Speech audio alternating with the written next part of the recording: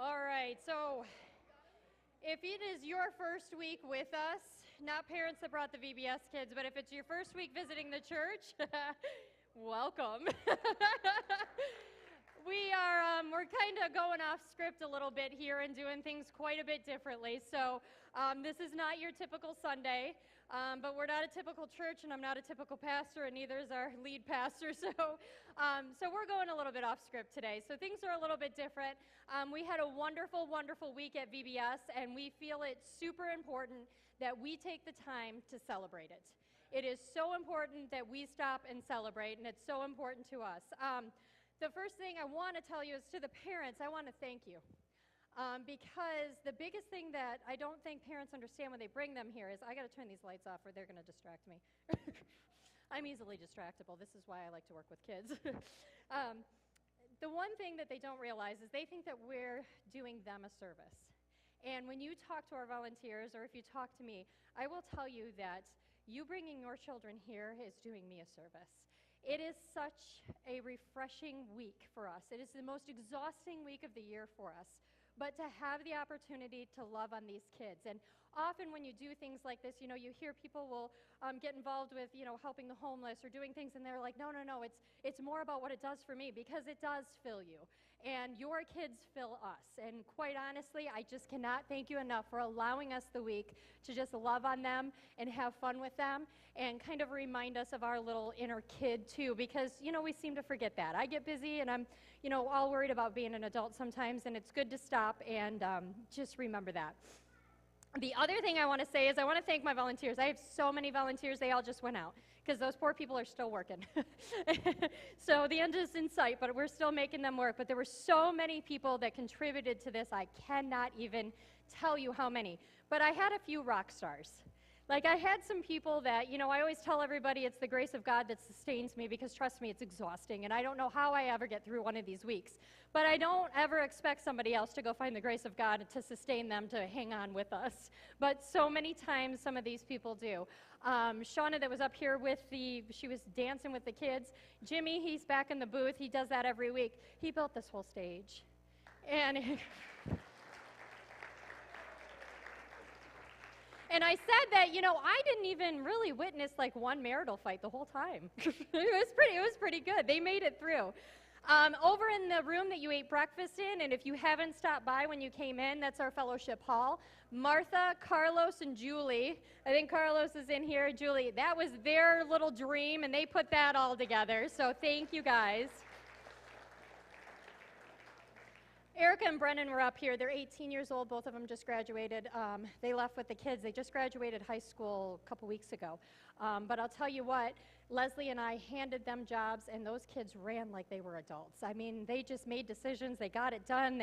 They barely even consulted us, and they did a great job. So Erica and Brennan are a couple other ones. And then last but not least, and I'm hoping they did not walk out with the kids. I'm looking for them. Larry and Marcia, are you in here? Oh, they're all the way in the back. Larry and Marcia are the honorary the grandma and the grandpa of the church, and I think everybody calls them grandma and grandpa. Let me tell you something about Larry. Larry's a lot older than me, and he can run circles around me to get things done. It's amazing. I think you've spent 3 full weeks here now, right? I think they have. Like 3 full weeks running circles around me. We're exhausted, and Larry's still going. He's like, what else needs to be done? I'm like, I need a nap. I got to go. So thank you, Larry and Marcia. I just really appreciate it. Now, the reason that we do this is, and we talk about this a lot in this church, is that there's something called the 4 to 14 window. And I don't know if you're aware of it, but they say that if a child is going to follow Christ, that you have to introduce them between the ages of 4 or 14. Because those are the most impressionable years. Now, it's not just about introducing them to Christ. If you think about it, modern-day kids really go through some pretty big things between the ages of 4 and 14. Keep in mind, middle school is in there. Those are some pretty formative years. They set the course a lot of time for people's lives. Let me tell you one very sad statistic is actually the rate of suicide drops after the age of 14. Highest rate of suicide among teenagers is between 10 and 13 years old. Is that not awful? So these are important years that we remind them of how wonderful they are. These are super important years that we get in there and we do that. During the week, you probably may not know that we try not to leave this building empty. So we try to let other people come in and use it, other groups come in and borrow our rooms, and we do that at no charge, and it's just because the church should be used. That's what we're here for. That's what this building is here for. And I had one group, and they came in this week, and it was a mess. Like, I can't even tell. It was last week. I'm sorry. It was when we were decorating. It was a mess in here. Like, you had to literally kind of, like, walk through just to get around stuff. I mean, we had things laying everywhere. We had construction materials. We had saws going. It was just a mess. And I had forgotten that they were meeting here this week, and I said, I've got to move you out to one of the, the outside rooms, our school rooms over there, because I don't have any room. And she said to me, did you decorate every single room in here? And I was brought up in customer service, so my immediate reaction is I wanted to say, oh, we did, and I'm so sorry, and I wanted to apologize and offer her an excuse, and I'm so sorry, and I wanted to be hospitable, and that was my first reaction, and then, boom, it just came to me. I looked at her, and I said, yes, and next year, if I have more people and more resources, I'm going to do the foyer and the outside, too. And she just kind of looked at me, but that's who we are. That's what we're about. This is a different church. A lot of people tell me that, but it's different in a good way. And I actually hate to tell people, I hate to use the word church, and the people who attend here will say that. We hate to call ourselves a church because there's all these stereotypes that come along with that we are not. We have people from all walks of life. We are people with flaws, and we welcome in people with flaws, and we're proud of that. And it's not about, what you're doing in your life. It's about loving God and worshiping Him together. And I think we do a good job at loving each other and loving God. And that's just who we are. It's not about us. And this week, like this morning, we could stop and say, oh my gosh, what a disruption. We ruined a whole service and we had these kids in here. But that's not who we are. What we say is we welcome them. As a matter of fact, our lead pastor, Pastor David, he would just be like thrilled if we just cut all of the songs and sang hymns the whole service. That man would be thrilled about that. But you notice he doesn't change all of our songs to hymns because he knows it's not about him. There's another generation rising up. We have to be relevant in this world. We have to speak their language, and we cannot sit here singing hymns if we want them to come in and welcome them in. So it's not about us, and we try to keep that, really at the forefront. What makes VBS so important is these kids get to experience something that they don't see anymore, that they don't get to experience very often anymore. The big thing is it's a safe environment. And we know a lot of the environments they go into now are not safe environments. We have such a low occurrence of any bullying or picking on each other. It's just amazing. I just cannot understand how we get all of these kids in the same place and we have very little problem. And if we have a problem, we address it and it goes away so quickly. It's just, it's done with, it doesn't last, you know what I mean? It's not a continual thing. It's amazing to me that you have a bunch of kids that come from environments that's very common and typical and almost acceptable, and they just don't. And I don't know if it's because they're surrounded by new people, so who they are at school and where they're at in the order at school, I guess it doesn't matter a whole lot, but I don't know why it is. It seems like when they come in here and we're just trying to pour some God's love in them, that just seems to go away.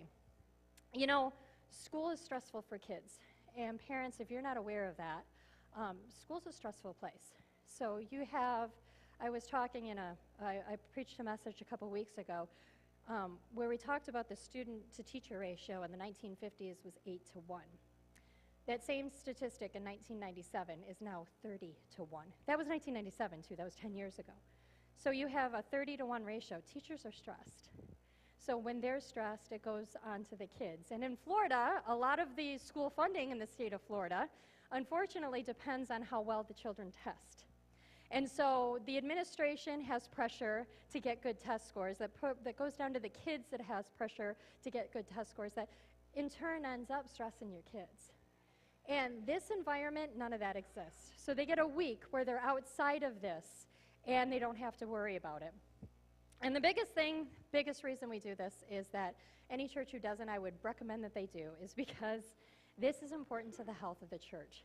I cannot even tell you how it just re-energizes this place each and every year. It just absolutely re-energizes it. You have volunteers that, you know, it's like a job. You get into the day-to-day stuff, and it gets a little boring for you, and you need something to bring back that fire, to bring back that light, to bring back that passion. And this does that. This does this to this whole community. It's just on fire, and it's a really great way when we're going into summer. Everybody's gone back up north. We're here by ourselves, hanging out. It's a great way to just get everybody just powered back up. So this week, the kids learned, you guys will see that I have Abby here. She's a bee. But they had what we called a Bible buddy, right? And I don't have anybody in there. They're all out here with the kids. It's a Bible buddy, and we introduce a Bible buddy every single day. And what it was is that they're all different all different animals. We had Skylar, that was a bird. We had Abby the bee. That was our last one. We had Bubble the whale. We had Tina the termite, and we had Decker the crab. So you had all these insects, and you had all of these insects and animals that we introduced them, and we use them to give the Bible points every day. And what I thought about while I was doing this is that I thought it's just crazy that you look at this ecosystem that we live among, right? With all of these animals and these creations and how they are so intricately designed. Every day we watched a video about that specific animal, and you could just the wonders of the creation, like how they're designed, how their protective armor is built so that, you know, so that they're able to survive, and how they contribute to the overall ecosystem. And we know that if a piece of our ecosystem goes down, the whole system suffers, right? And what I got thinking about is, I thought, you know, it's so funny. We're sitting here and we're teaching these kids that they have a purpose. And we can very easily recognize the fact that each and every insect, animal, and everything in creation has a purpose. But yet, we're the first ones to forget our purpose so often, aren't we? We forget that we have a purpose. We get caught down in the daily draw of life, and we forget that we have a purpose for being here. We have a purpose. We have something to contribute to this grand system that exists. And we can recognize that for a little ant on the ground, but in a being like us, so wonderfully created, so differently created from all other creation, so different, so much more complex. And we don't believe sometimes that we have that same purpose, if not a greater purpose, right? So, you know, I was thinking about this, and I was trying to figure out why it is that it's funny, you're teaching, and we were talking in our morning prayer this morning, and we're talking about all this stuff we taught the kids all week, and then everybody's kind of raising their hand like, oh yeah, I'm struggling with that, and I thought, that's so funny. Here we are taking kids' lessons, and you have adults struggling with the exact same things that we're teaching the kids not to struggle with. And, you know, I started thinking about this, and I thought, you know, the reason I think we kind of lose sight of the fact that we have a purpose here is because sometimes things just don't roll out as quickly as we want them to, do they? They kind of take some time. Sometimes you don't see your purpose so quickly, or, you know what I mean? It just takes a little bit longer than you anticipated. I was reading, my husband, and I don't know, I think it's true. It was on Facebook, so it's got to be true, right? Of course it is. I was reading a write-up on Harlan Sanders, and you guys probably better know him as Colonel Sanders, right, from KFC. But I was reading about him, and it's interesting, his story, because Colonel Sanders was really a failure at life. He really was. He was fired from several jobs. He started businesses that failed often. And honestly, at 65 years old, and he was broke. And that's when he founded KFC. So here's a man that to the naked eye would seem like a failure and had no good purpose and is just kind of wandering through life making a mess. And then at the age of 65, and he actually doesn't realize his fortune until his mid-70s when he sells the chain. And that's when he gets his fortune. So this man is nearing end of life before he sees any actual success in his life. He waited a long time, didn't he? And I mean, the same is true of Henry Ford. He was 45 years old when he created the Model T. Now, 45 doesn't sound real old to us right now, but that was in 1908. And the average life expectancy in 1908 was about the mid-50s. So, Henry Ford was getting near those later years in life before he ever realized a success. And I got thinking about this, and I do a lot of talking and preaching and a lot of reading, and I think it's funny that sometimes these stories or these issues or these things that we run across that we struggle with so much are the same exact things that these guys were struggling with thousands of years ago. It's like, did we not learn? Did we not, in history, did man not teach down or pass down a lesson that we could learn from? I look back and I look at the story of Abraham, and he was one that his wife was barren, and to not have children at that time was a really bad thing. Like they thought you weren't favored by God if you didn't have a lot of kids. It was not a good thing. So I'm sure he's thinking that he couldn't possibly be capable of anything, especially with a barren wife, and they're getting very old. And it's funny, the years are kind of a little odd in the Old Testament, but you're up in the 900s. But they were getting old. They're old people. And God had told Abraham that I'm going to give you a son. He actually says in the book of Genesis, says, look at the sky. There are so many stars you cannot count them. Your descendants will also be too many to count. So he makes them this promise. But see, that wasn't good enough for Abraham. He got impatient. And what he did is he went out and he found one of the help, I guess we'll call him, and he impregnated her. And that was a common practice back then. If your wife couldn't have a baby and you had hired hands, then you would pick up a hired hand and have a baby, because it was really super important to have children. So that's what Abraham did, because he got impatient. God told him, I'm going to bless you. You're going to have lots and lots of children. And Abraham said, yeah, okay. And then he carried on with his life and went and did what he wanted to do. And so eventually, it's funny, God comes back to Abraham, and I got to read this to you because this just kind of cracks me up. He says, God says to Abraham, I will surely return to you about this time next year, and Sarah, your wife, will have a son. Now Sarah was listening at the entrance to the tent, which was behind him. Abraham and Sarah were already very old, and Sarah was past the age of childbearing. So Sarah laughed to herself, and she thought, after I'm worn out and old, how would I possibly have children? So Sarah's laughing. Then the Lord said to Abraham, why did Sarah laugh? Will I really have a child now that I'm old? Why did she say that? The Lord said, is there anything too hard for the Lord? I will return to you at the appointed time next year, and Sarah will have a son. God asked Sarah why she laughed. And Sarah was afraid, so she lied and said, I did not laugh. And God said, yes, you did. And that's just kind of funny. Like, sometimes we almost laugh at the possibility that we could still have some sort of purpose that we could fulfill. Even when we're at the later part of our lives, it's more difficult, I guess, as time passes on, it's more difficult to believe that there is some purpose that we are supposed to fulfill in our lives. But it's still there. It is still there. I think another reason that we kind of lose track of this is the fact that, life's full of storms, isn't it? And I saw this week, like, the actual storms outside. They've been raining and raining and raining, and it's kind of funny because I think we have weeks like that in our life.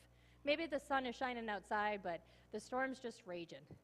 And they're raging, and usually my mom used to always say, when it rains, it pours, right? And it does. It always pours when it rains. And these storms come in, and they come in, and we think that there's just no way out.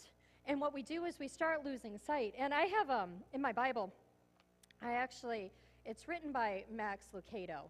And at the beginning of each one of the books of the Bible, it gives like this little write-up from Max's perception of the character. Now, I was going to sit here and actually read the whole book of Nehemiah to you today, but then I figured you would leave. Would you get bored? You might. It's not that bad. It's only, let's see, it's only 13 chapters. I mean, no big deal, right? But this gives a good summary. So I'll read the little write-up that Max Lucado wrote about Nehemiah. He says, you are about to meet the Abraham Lincoln of the Old Testament, a respected leader with a tender heart. You will see his tears in the Oval Office as he weeps for his people, oppressed and vulnerable. You are about to meet General George Patton of the Old Testament, a rugged leader, intolerant of compromise, relentless in demanding perfection. He punished those who were soft by pushing them down and cursing their names. Whew. You are about to meet Winston Churchill of the Old Testament, a statesman, tested and tried, resisting the enemy who seeks to lure him away from the task, rising above the squabbling fractions who could distract him. The tenderness of Lincoln, the fire of Patton, the savvy of Churchill, all found in the same man, Nehemiah. When we meet him, he is wearing a robe of royalty. He is the king's cupbearer. But though he was in a position of power, his heart beat for the people in Israel. He was a Hebrew in Persia. When word reached him that the temple was being reconstructed, he grew anxious. He knew that there was no wall to protect it. Nehemiah invited God to use him and save the city. God answered his prayer by softening the heart of the Persian king. Nehemiah exchanged a royal robe for coveralls, and he got to work. The project took 12 years and was uphill all the way. He was accused of everything from faulty construction to being power hungry. In spite of the grumpy workers and the lurking enemies, he made it. With the wall built and the enemy silent, the people of Persia rejoiced. After 12 years, he returned. The walls were strong, but the people were not. Faith was forgotten and discipline was bad. So Nehemiah got busy again. Went to his closet, hung up his royal robe, bypassed his coveralls, dusted off his frock, set about the task of teaching the people a few things about morality. Not what you would call a typical Bible lesson, but Nehemiah was not a typical guy. And I think that's so true. This guy had every reason to quit. He had every obstacle put in front of him. He had everything that he should not be in his way. And it's surprising that he never quit. It's surprising that he persevered, because so often we have very little circumstances that cause us to quit and not to persevere. But he persevered through all of that. Nobody wanted him to build that temple. And here's the thing. Once the guy got success, he built this wall. This is what he had been working to do. He spent a lot of time doing it. Once he got the success, it wasn't even a success, because then he goes back and the people are not doing what they're supposed to be doing. So even his success wasn't a true success, but he had to keep moving on. He had to keep carrying on. You know, we were talking this morning about, I think our biggest issue is that a lot of times we just don't recognize, or we refuse to recognize what it is we're supposed to do.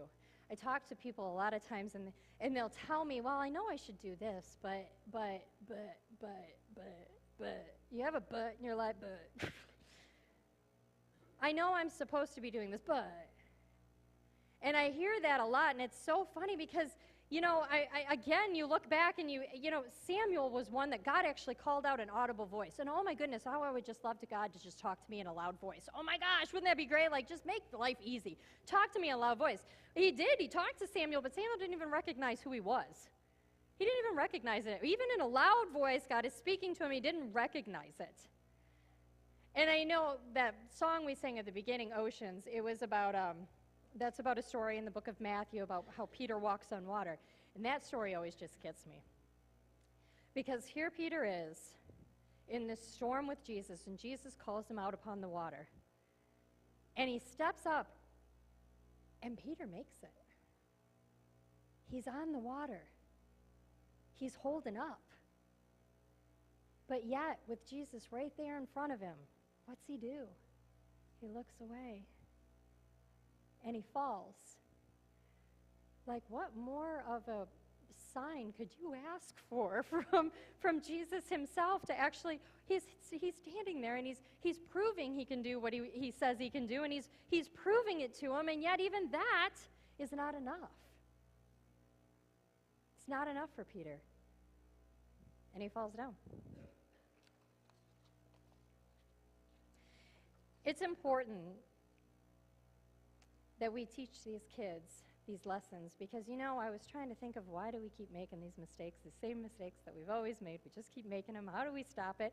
And I don't know if there is a way to stop it, because sometimes I think that it's just in our DNA. It is just in our DNA that we get impatient, that we don't want to wait for things to come later, right? I think it's in our DNA that we get discouraged when something doesn't go our way. I think it's in our DNA not to recognize what we should be doing, or refuse to recognize what we should be doing. I mean, waiting for me, I'm the most terribly impatient person on the face of this earth. I seriously am.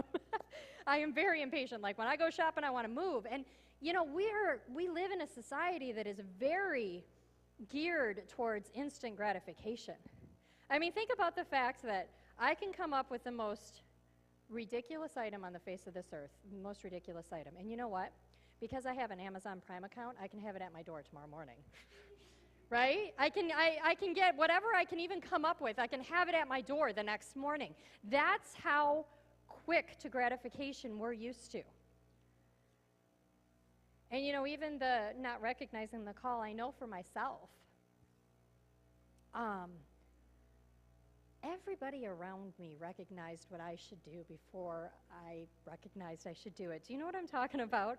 Have you ever had everybody around you is telling you they can see it clearly, and you're the only one oblivious in the whole situation? And I remember, you know, I took this job here as a way to spend time with my kids, as a part-time job that would actually ease some of the pressure at home. That was my purpose. And here's the thing. I spent a good part of my life really hating churches and super hating pastors. I did. I had some really bad experiences. I did swear off that I would never step foot into church again. So when the call came, I knew it in the back of my head. I knew that I was supposed to do this. I knew that, but I chose to just disregard that. And I chose to for a long time until everybody around me was like, why don't you just do this already? And I'm like, no, that's not really what I'm supposed to do. I'm just, you know, and it is. And I would have missed my own call because of my failure to recognize it. Now, the reason I spent the time telling all of you guys all of this morning is because if you don't remember that you have a purpose, those kids are never going to remember that they have a purpose. It is up to us. And whether you're a parent in this room this morning or just somebody else in this community, it is up to us to remind them. They will forget as easily as we do. And they have a lot more time to forget, right? And they might have to wait a lot longer to see their success.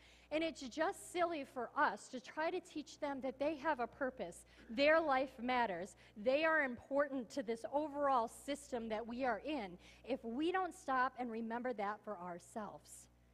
See, sometimes their little candles are going to go out. I love that little song, I'm going to let my light shine, or it's just so cute. But the thing is that sometimes we've got to lean over and relight their candle for them. Because the things of this world, the school, the pressure that we live under is going to puff out their candle once in a while. And it's up to us to be there to reignite it.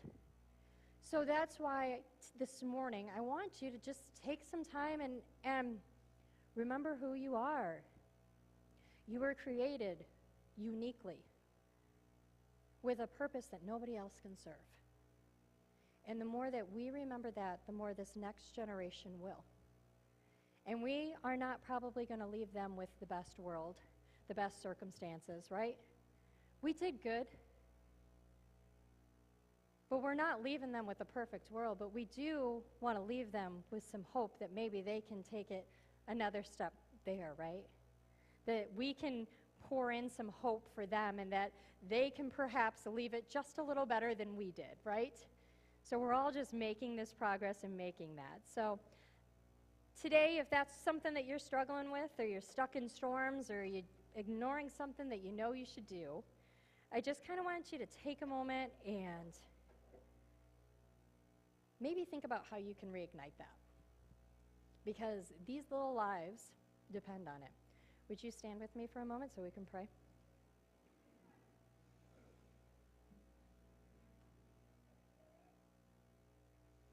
I was speaking yesterday at something that was not church-related.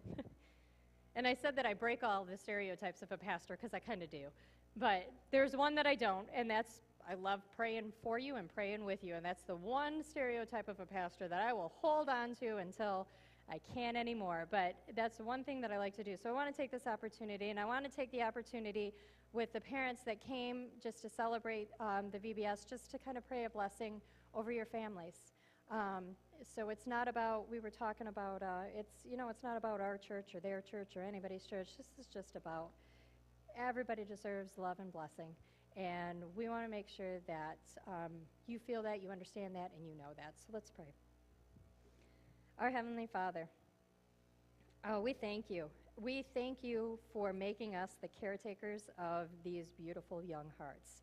So, Father, whether we are their parents or we're just friends or just somebody that they're going to run across today, Father, we ask that you put your Spirit in us and that they see that your spirit of love, your spirit of acceptance, your spirit of hope, your spirit of light that can be present in their lives so they perhaps don't have to struggle so much. Father, I ask today that if we're struggling with who we are or what we're supposed to do or how we were created, Father, I ask that you just show us.